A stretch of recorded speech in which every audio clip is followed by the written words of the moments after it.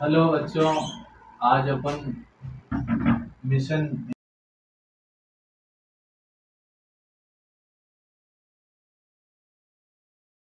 English learning course के अंदर sentence pattern के बारे में चर्चा करेंगे।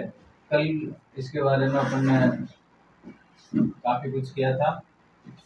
उसके अंदर अपन ने एक वो जो पैटर्न स्टेप, एच के बाद में एच वी, एच वी के बाद में M V, H V, D O और आई डी ओ, इसके बारे में अपन ने चर्चा की थी।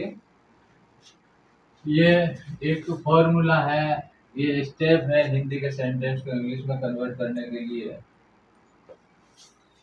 इसमें अपन ने सब्जेक्ट के बारे में चर्चा की थी। सब्जेक्ट काम का करने वाला सब्जेक्ट होता है, एक वचन का सब्जेक्ट होता है, बहुवचन का होता है।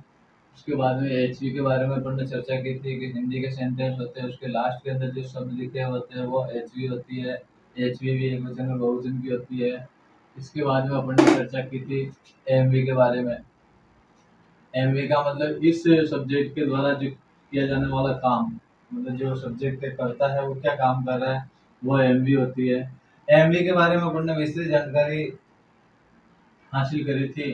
वो थी कि भाई एमवी है जो 3 प्रकार की होती है, फर्स्ट फॉर्म, सेकंड फॉर्म और थर्ड फॉर्म। उसमें ये भी बताया था कि चौथी और पांचवी अपन बनाते हैं। फर्स्ट वाली के आईएनजी लगा देते हैं, वो चौथी हो जाती है। फर्स्ट वाली के आगे टू लगा देने से वो पांचवी हो जाती है। उन सब के अर्थ भी अलग अलग होते हैं, ये भी अपन ने बताया था।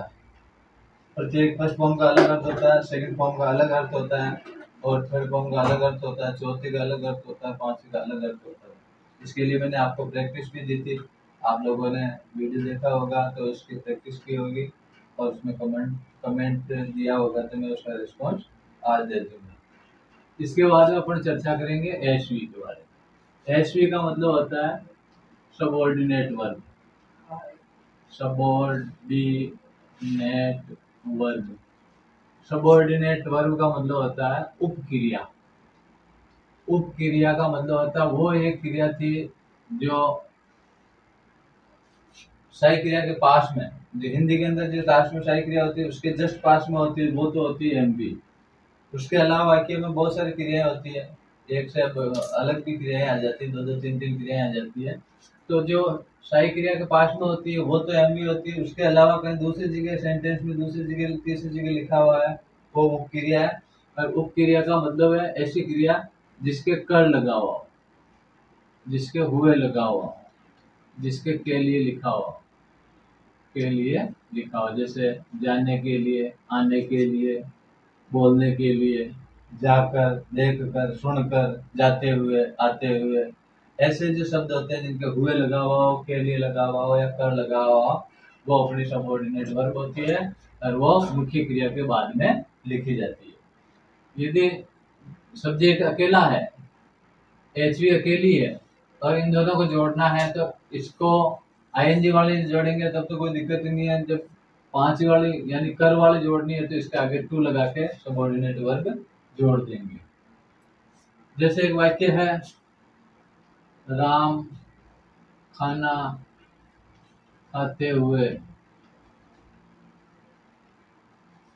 गाना गा रहा था। ये एक सेंटेंस है। इसमें अपन को पहचान करनी है। सबसे पहले अपन पहचान करेंगे सब्जेक्ट कौन सा है। तो इसमें काम क्या है, एक तो गाने का, बोलना, और एक है खाने का, यानी खाना खाने का। ये दोनों काम है, ये वर्ब है और ये भी वर्ब है। और आपको ये बताया था कि लास्ट के अंदर भी एक वर्ब होती है। ये तीनों वर्ब है, लास्ट में होती है उसको एचवी कहेंगे, इसके पास में होती है उसको एमवी कहेंगे, और इसके अलावा कहीं भी वाक्य में होगी वो एसवी होगी। अब आपको लगा होगा कि इसमें क्या आया, हुआ आया, या कर आ जाता, हुआ आ जाता, या के लिए आ जाता तो वो एसवी हो जाएगी। एमवी, एचवी, एचवी लास्ट में बताया, इसके पास में यह है एएमवी है, और इन सबको करने वाला कौन है, वो एसवी। तो मेरे ख्याल से ये आपके क्लियर हो गया होगा। ऐसे सेंटेंस हिंदी के सेंटेंस बना के और उसमें आप इनमें वो ढूंढना कि इसमें एच वी कौन सी, एम वी कौन सी, एस वी कौन सी और एस कौन सा है। बिल्कुल क्लियर समझ में आ जाएगा। इसके बाद चलते हैं अपन डीओ की तरफ। डीओ का मतलब होता है डायरेक्ट ऑब्जेक्ट, डायरेक्ट ऑब्जेक्ट, जिसको अपन शॉर्ट में डीओ बोलते हैं।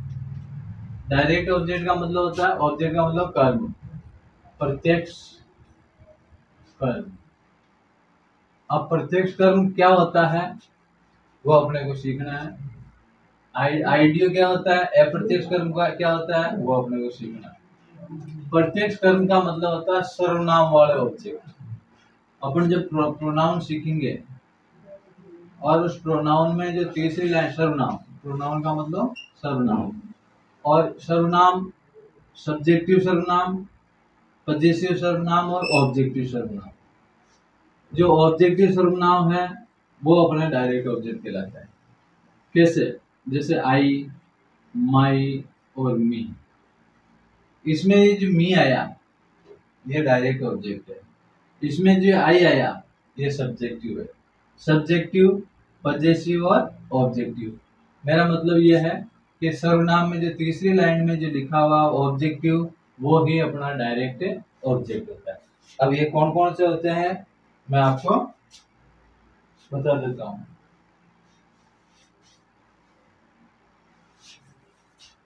तो अपन इससे पहले इस डायरेक्ट ऑब्जेक्ट को समझने के लिए डायरेक्ट ऑब्जेक्ट को समझने के लिए अपने को प्रोनाउन सीखना होगा। और प्रोनाउन का मतलब सर्वनाम।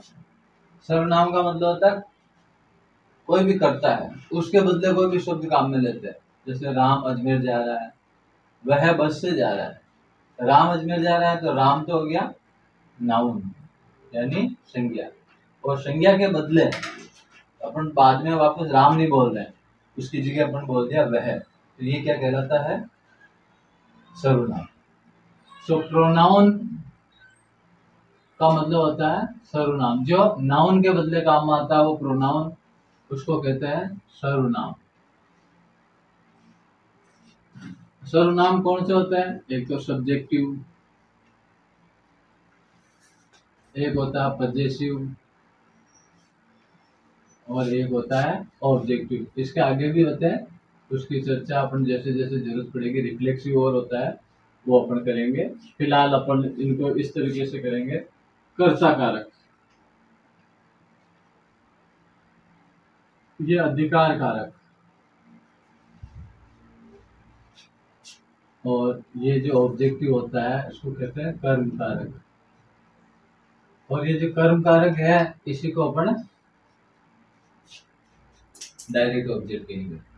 अब इसमें क्या होता है, सब्जेक्ट जो होते हैं वो तीन टाइप के होते हैं। एक तो होता है फर्स्ट पर्सन, फर्स्ट पर्सन। दूसरा होता है सेकंड पर्सन, और तीसरा होता है थर्ड पर्सन। प्रथम पुरुष, मध्यम पुरुष और उत्तम पुरुष आपने पढ़ा होगा, वो वाले हैं।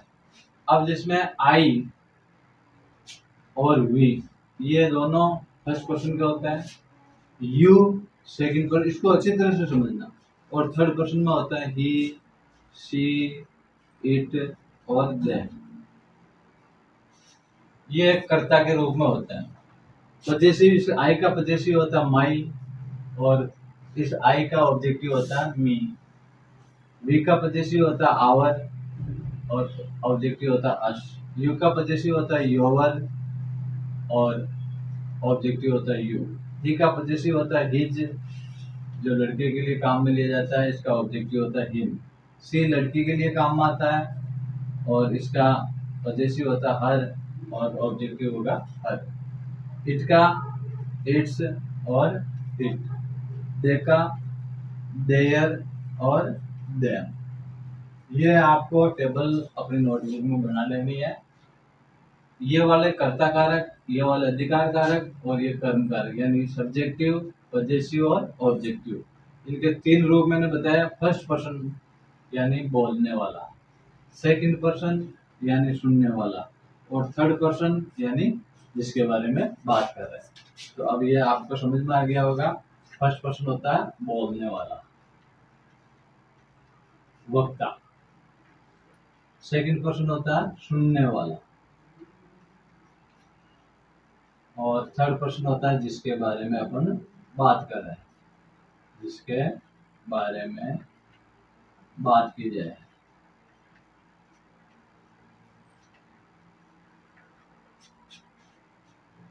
सीधा सा है, बोलने वाला कौन होता है, या तो मैं या अपन सब, यानी आई और वी।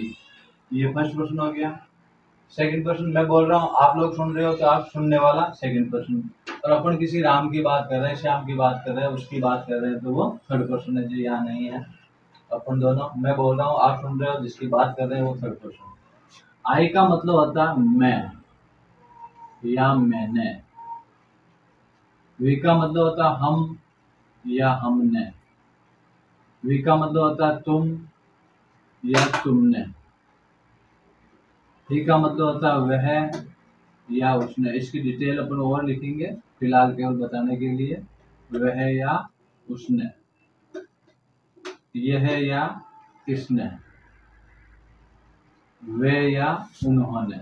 आपको पूरी टेबल बनवा के बताऊंगा। ऐसे इनके सब के अर्थ होते हैं। तो अब मैं इसके अर्थ लिखता हूँ यहाँ, जो अपने को अभी फिलहाल इसकी जरूरत है, कर्मकारक की। मी का मतलब मुझे, अश का मतलब हमें, यू का मतलब तुम्हें, हिम का मतलब उससे, हर का मतलब भी उससे, इट का मतलब इससे, और उन्हें। इनको यूं भी बोल सकते हैं, मुझे या मुझको, हमें या हमको, तुम्हें या तुमको, उसे या उसको, उसे या उसको, इसे या इसको, और उन्हें या उनको। ये जो है, ये ही अपने यहाँ काम में आते हैं। हिंदी के सेंटेंस में ये जो शब्द आ जाते हैं, समझो वो क्या है, डायरेक्ट ऑब्जेक्ट है। जिनको कहाँ लिखेंगे, फर्स्ट में तो सब्जेक्ट लिखेंगे, सेकंड में एच लिखेंगे, थर्ड में एम लिखेंगे, और चौथी जगह एस लिखेंगे। पांचवी जगह इनमें से संबंधित कोई भी शब्द आ जाता है तो पांचवी जगह लिखेंगे, यानी डीओ की जगह। तो अब आप कोई से सेंटेंस में डीओ को समझ जाएंगे, डीओ कौन सा है। तो अब मैं थोड़ा सा इसमें एक दो सेंटेंस में आपको वो बताता हूँ, उसमें बताना आप कि इसमें डीओ कौन सा है। तो आपको क्या करना है, हिंदी के अंदर मुझे, हमें, तुम्हें, उसे, इसे, उन्हें, ये सब ध्यान रखना है, और उन्हीं को अपन डीओ कहेंगे। इसके अलावा इन सारों के अर्थ अपन करेंगे, इस टेबल को पूरी को अलग से क्लासिफाई करेंगे और पूरे एक एक शब्द को समझेंगे। फिलहाल अपने को जरूरत है कि डीओ कौन सा है, तो ये डीओ है। सर्वनाम की तीसरी लाइन जिसको ऑब्जेक्टिव कहते हैं, वो ऑब्जेक्टिव ही डीओ होता है। अब मैं एक सेंटेंस लिख रहा हूँ, उसमें आपको ये बताना। इसके साथ ही ये आइडिया क्या होता है वो बता देता हूँ। इन सब के अलावा उस वाक्य के अंदर बचा हुआ क्या है, बचे हुए जितने भी शब्द है वो आइडिया होते हैं। एक सेंटेंस लिख रहा हूँ, मैं चाय पीकर स्कूल जा, चाय पीकर स्कूल जा रहा हूँ। एक सेंटेंस है, मैंने उसको एक लाल पेन दे दिया था, वह हमें खाना खाते हुए कहानी सुना रहा था। अब इनमें अपन देखते हैं, सबसे पहले इस सेंटेंस को देखते हैं, इसमें सब्जेक्ट कौन सा है, जाने का काम कौन कर रहा है, मैं। तो ये सब्जेक्ट हो गया। मैंने बताया कि लास्ट के अंदर एच वी होती है। मैंने ये बताया कि एच वी के पास में एम वी होती है। अब इसमें एच वी कौन सी, जिसमें कर और हुए लगा हो, एच वी होगी। अब इसमें डायरेक्ट ऑब्जेक्ट कौन सा होता है, हमें, तुम्हें, इसे। ये है क्या इसमें, नहीं है। इसका मतलब डायरेक्ट ऑब्जेक्ट नहीं है। बाकी क्या बच गया, चाय। इधर क्या बच गया, स्कूल। तो ये क्या बाकी बचा हुआ उसको कहते हैं आईडी। ठीक है। इस सेंटेंस में देखो करता कौन है, मैंने उसको एक लाल पेन दे दिया, तो देने वाला कौन, मैंने यानी मैं। तो ये सब्जेक्ट हो गया। लास्ट में चलेंगे, था, ये एचवी है। इसके पास में देना एमवी है। फिर एचवी कर या हुए वाला है, नहीं है, इसका मतलब एचवी नहीं है। उसको, हमको, तुमको, उनको, ये क्या कहलाता है, डीओ।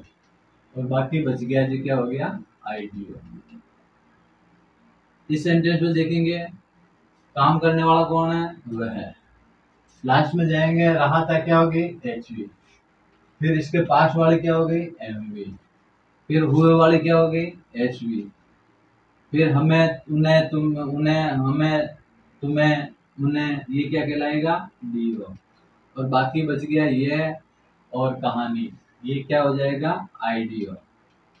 इस तरीके से आपको एक एक सेंटेंस में ये जो है ये पहचानना आना बहुत जरूरी है।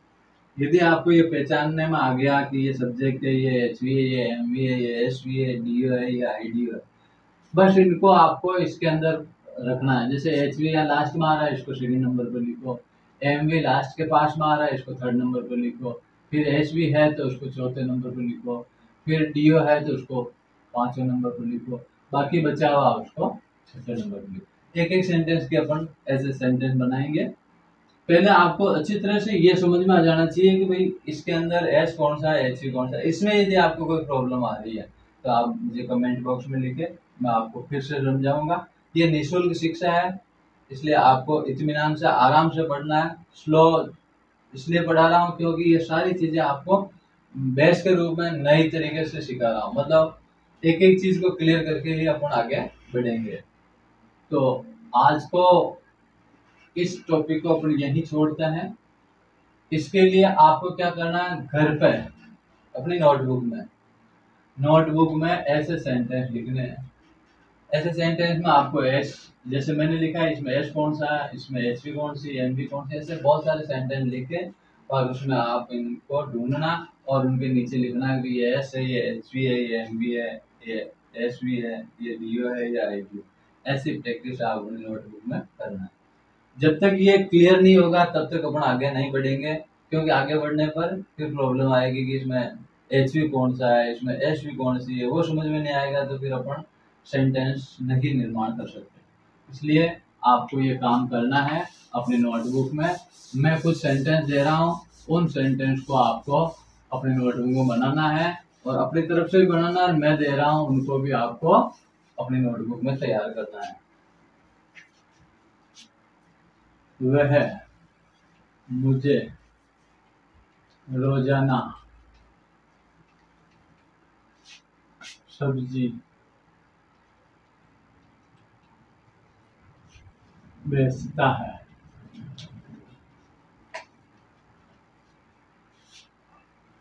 हम उन्हें पाठ पढ़कर हम उन्हें पाठ पढ़कर चेक करवाते हैं।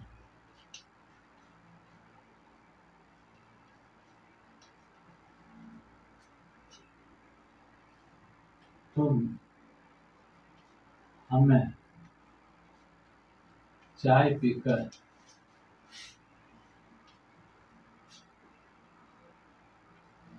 खाना खिला रहे हो।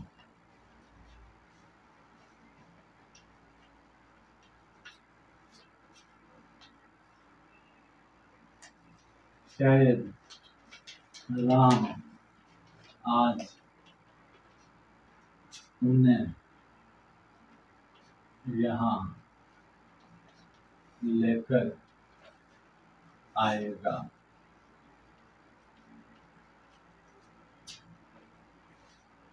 मोहन अंग्रेजी बोलते हुए